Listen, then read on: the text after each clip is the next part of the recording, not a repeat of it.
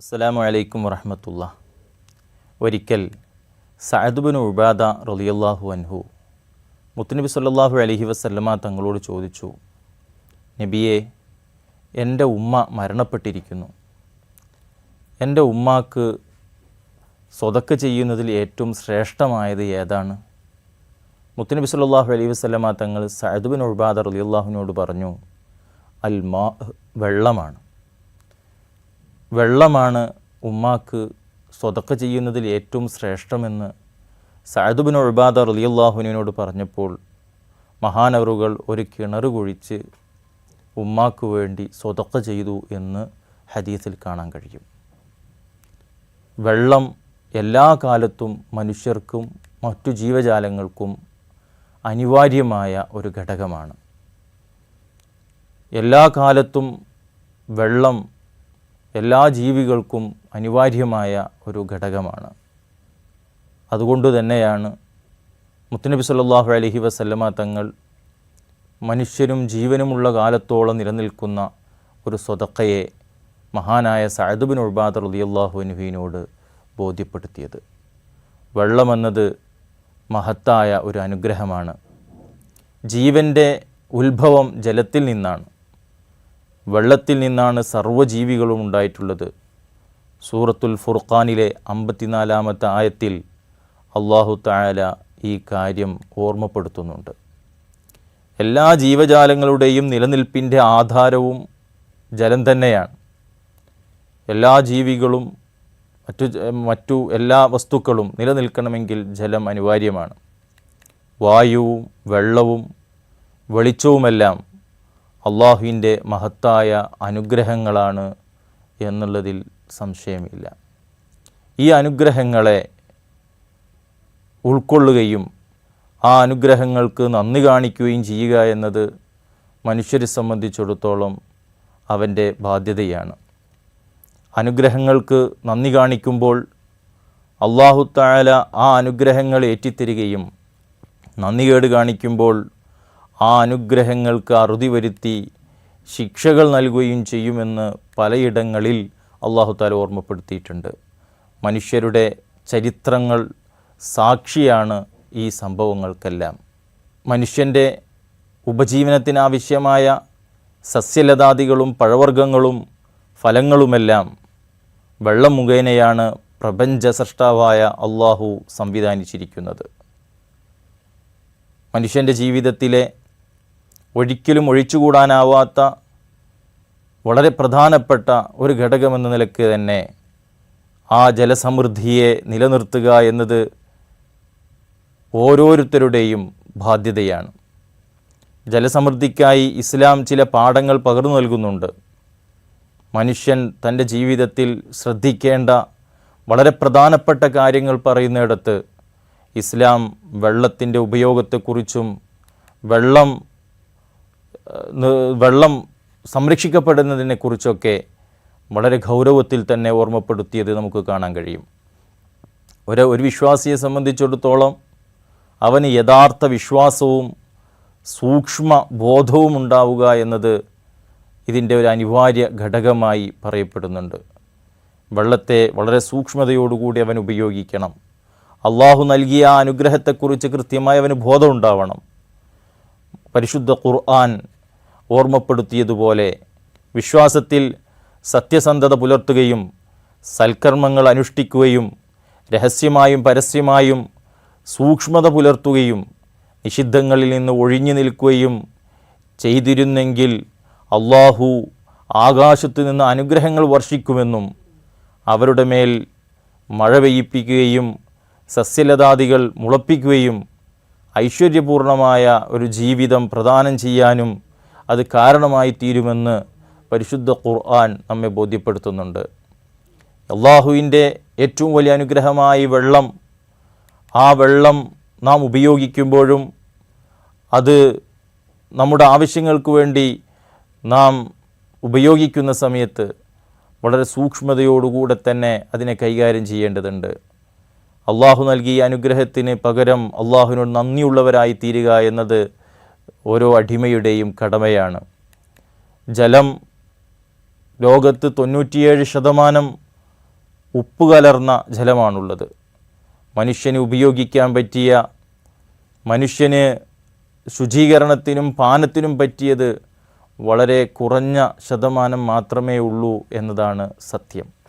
അതുകൊണ്ട് തന്നെ ജലം ഉപയോഗിക്കുമ്പോൾ അനിവാര്യമായതിന് വേണ്ടി മാത്രം ഉപയോഗിക്കുകയും ഒരു തുള്ളി പോലും അനാവശ്യമായി വേസ്റ്റാകുന്നില്ല എന്ന് ഉറപ്പുവരുത്തുകയും ചെയ്യേണ്ടത് നമ്മുടെ ഓരോരുത്തരുടെയും കടമയാണ്. അനുഗ്രഹങ്ങൾക്ക് നന്ദി കാണിക്കുകയും അള്ളാഹുവിൻ്റെ അനുഗ്രഹത്തെക്കുറിച്ച് ഓർക്കുകയും ആ അനുഗ്രഹത്തെ കൃത്യമായ രീതിയിൽ തന്നെ പ്രയോഗിക്കുകയും ചെയ്യുമ്പോഴാണ് നാം അള്ളാഹുവിനെ ഇഷ്ടപ്പെടുന്ന ദാസന്മാരിൽ ഉൾപ്പെട്ടവരായിത്തീരുക. നന്ദികേട് കാണിച്ചാൽ അത് മനുഷ്യൻ്റെ അധപ്പതനത്തിനും അള്ളാഹുവിൻ്റെ ഈ അനുഗ്രഹങ്ങൾ ഇല്ലാതായി പോവാനും കാരണമായിത്തീരും. പ്രവാചകന്മാരുടെ ചരിത്രങ്ങളിലുടനീളം നമുക്ക് ഇതിൻ്റെ വ്യത്യസ്തമായ സംഭവങ്ങൾ കാണാൻ കഴിയും. മഹാനായ നൂഹ് നബി അലൈഹിസ്സലാമിൻ്റെ ജനതയെ അള്ളാഹു തആല ആകാശത്തിൽ നിന്നിറക്കിയ വെള്ളം കൊണ്ടും ഭൂമിയിൽ നിന്ന് ഉറവൊട്ടിയ വെള്ളം കൊണ്ടുമാണ് അവരെ മുക്കി നശിപ്പിച്ചത്. വിശ്വാസികൾ മാത്രമാണ് അന്ന് രക്ഷപ്പെട്ടത്. നന്ദിയുള്ളവർക്ക് അള്ളാഹു തആല അനുഗ്രഹം ചെയ്യുകയും നന്ദി കേട് കാണിച്ചവർ അള്ളാഹു ശിക്ഷിക്കുകയും ചെയ്തു എന്ന് പരിശുദ്ധ ഖുർആൻ തന്നെ പറയുന്നുണ്ട്. സബഅ് ഗോത്രക്കാരെക്കുറിച്ച് പരിശുദ്ധമായ ഖുർആൻ പറയുന്നുണ്ട്. സമൃദ്ധമായ തോട്ടവും അനുഗ്രഹവും അള്ളാഹു നൽകുകയും ആവശ്യമായ വെള്ളം നൽകുകയും ഒക്കെ ചെയ്ത് അള്ളാഹുവിനോട് നന്ദികേട് കാണിച്ചപ്പോൾ അള്ളാഹു തആല അവർക്ക് ശിക്ഷ ഇറക്കുകയും ആ വെള്ളം കൊണ്ട് തന്നെ അവരുടെ ആ അനുഗ്രഹങ്ങൾ അള്ളാഹു എടുത്തുകളയുകയും ചെയ്തതായി കാണാൻ കഴിയും.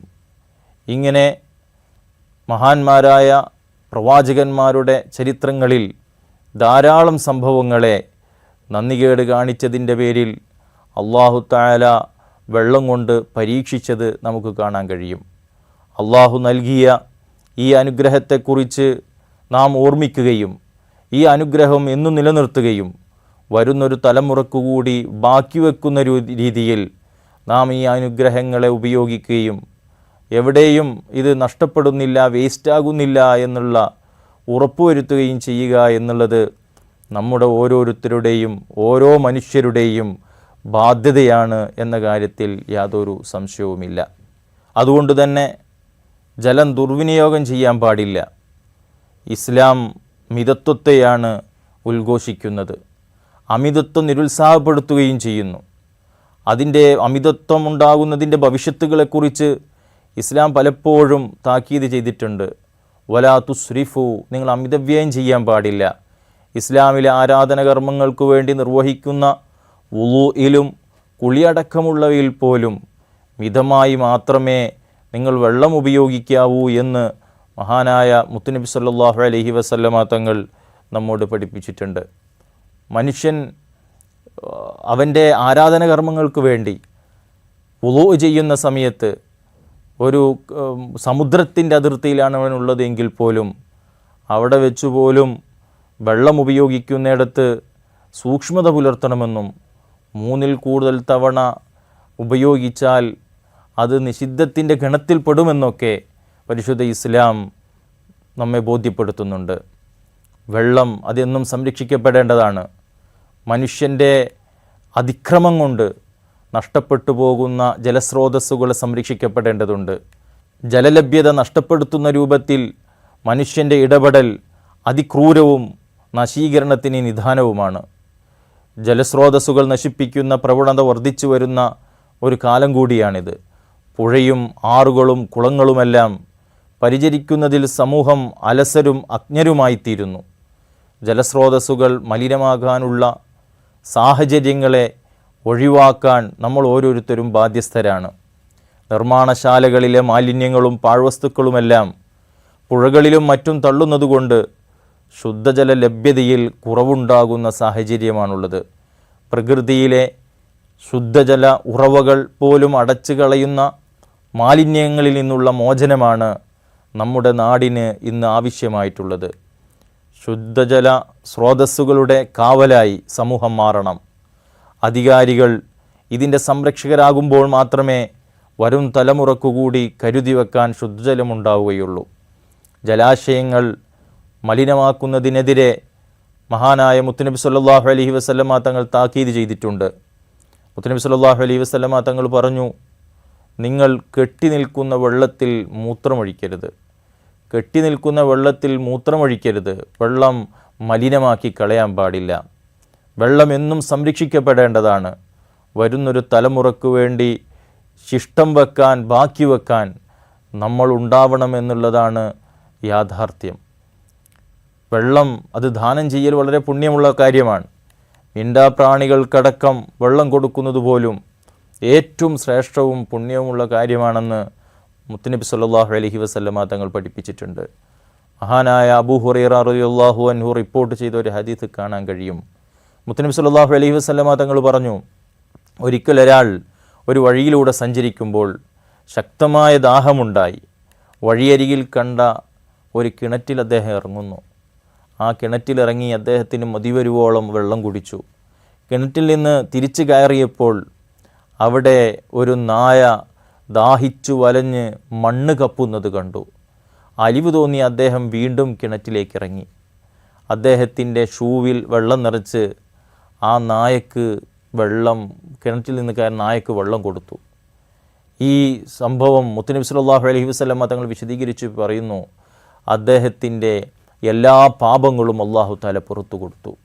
ഇത് പറഞ്ഞപ്പോൾ സ്വഹാബത്ത് മുത്തുനബി സല്ലല്ലാഹു അലൈഹി വസല്ലമ തങ്ങളോട് ചോദിച്ചു, മുത്തുനബിയെ, ജീവജാലങ്ങളുടെ കാര്യത്തിലും നമുക്ക് പ്രതിഫലമുണ്ടോ?